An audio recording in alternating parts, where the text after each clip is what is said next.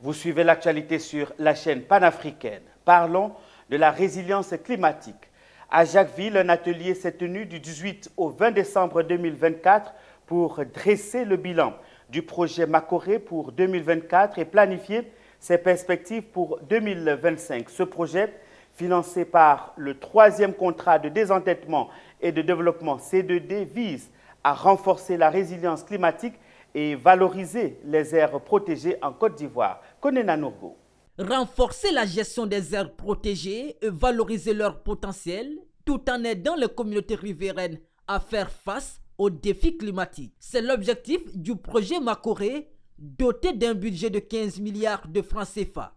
Un atelier bilan s'est tenu à Jacquesville pour évaluer les actions menées en 2024 et définir les priorités pour la nouvelle année, conformément au plan de travail budgétisé annuel validé. Il faut dire que pour 2024, les activités opérationnelles ont pu démarrer au terme du troisième trimestre.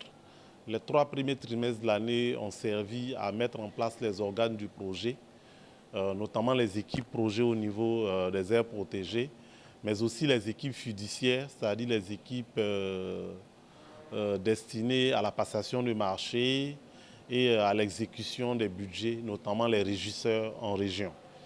Mais malgré cela, nous avons pu démarrer les activités techniques et au terme de l'année, nous espérons être à un budget mis en œuvre d'à peu près 25%.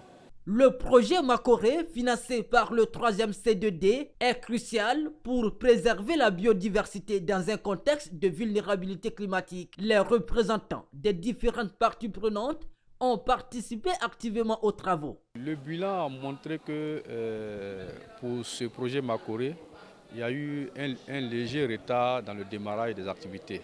Donc cela nous a permis de basculer un certain nombre d'activités de 2024 sur l'année 2025. Donc nous avons environ 18 mois pour finaliser la première phase de ce projet.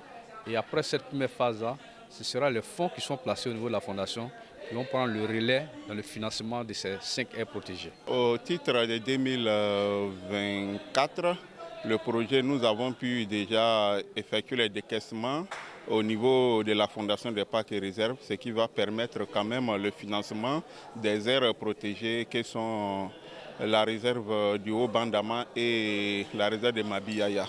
L'atelier s'est achevé sur des recommandations visant à optimiser les ressources disponibles et à amplifier l'impact des actions du projet Makoré sur le terrain.